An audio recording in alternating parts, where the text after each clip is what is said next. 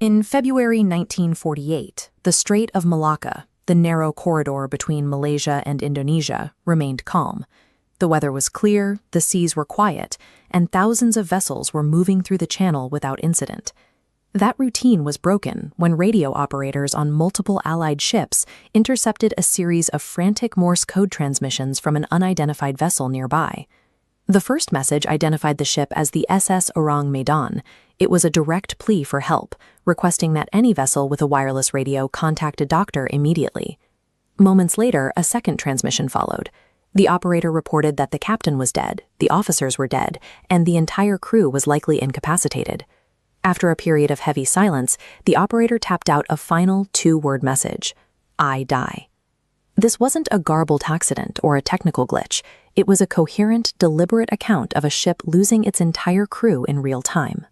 The Silver Star, an American merchant ship, changed course to investigate the coordinates. They found the Ourang Medan drifting aimlessly, its engines cold. From the outside, the vessel appeared healthy. The hull was intact, there were no signs of a struggle or fire, and the ship sat perfectly level in the water.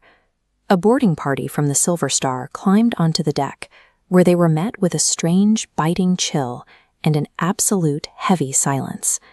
They found the crew scattered across the deck. Every man was dead, their bodies rigid, their arms reaching toward the sky, and their faces locked in expressions of intense fear. Even the ship's dog had succumbed, found frozen in an aggressive, fearful posture, with its teeth bared at the empty air. In the radio room, they discovered the operator who had sent the final SOS. He was still slumped over his desk, his fingers resting on the transmission key. The rescuers were looking at a crew that had been wiped out instantly, yet the ship itself bore no marks of violence or structural damage. The Silver Star's captain decided to tow the phantom ship to port for a full autopsy and investigation. As they secured the tow lines, smoke began to pour out of the lower hold, specifically from cargo hold number 4. The boarding party fled back to their ship just before a sudden explosion ripped through the Ourang Medan's hull, sending the vessel and its crew to the bottom of the strait. With the ship submerged, the physical evidence of the tragedy was gone, leaving only the testimonies of the Silver Star's crew. Because the SS Ourang Medan did not appear in Lloyd's shipping register, many dismissed the story as a maritime legend. In 1954, Dutch newspaper reports surfaced featuring interviews with men who claimed it was a real ship used for moving unmanifested high-risk cargo through the region. In 2003, the case gained further legitimacy when declassified CIA documents revealed that the agency had spent years monitoring reports of the incident, treating it as a matter of significant intelligence interest.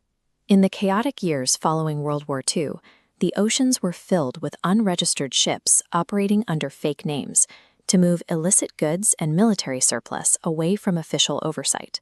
The lack of registration wasn't proof the ship was a ghost. It was a common trait of vessels engaged in the post-war black market. The declassified intelligence files focused on a specific theory. The ship was being used to relocate lethal chemical and biological agents abandoned after the war. After the fall of Japan, Allied forces were hunting for the remnants of Unit 731, a covert military division that had developed horrific biological weapons.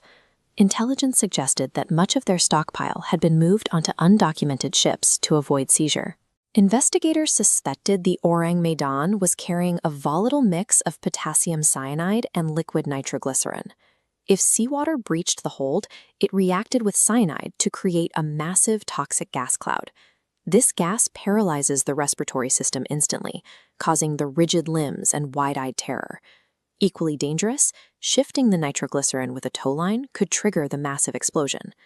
The ghostly state of the crew was actually the precise medical signature of a catastrophic chemical leak. The heavy atmosphere, the dog's defensive posture, and the frozen faces of the crew matched the known effects of concentrated cyanide exposure in enclosed spaces. The radio operator's final message wasn't a supernatural event, but the final effort of a man whose lungs were failing. The SS Ourang Medan was likely a victim of the dangerous, unregulated trade of chemical weapons in the years following the war. This tragedy serves as a reminder that the fallout of global conflict persists long after the fighting stops. often in the form of forgotten, lethal cargo. While the ocean is full of unexplained phenomena, the most terrifying mysteries are often rooted in the actions of people and the unforgiving nature of chemistry.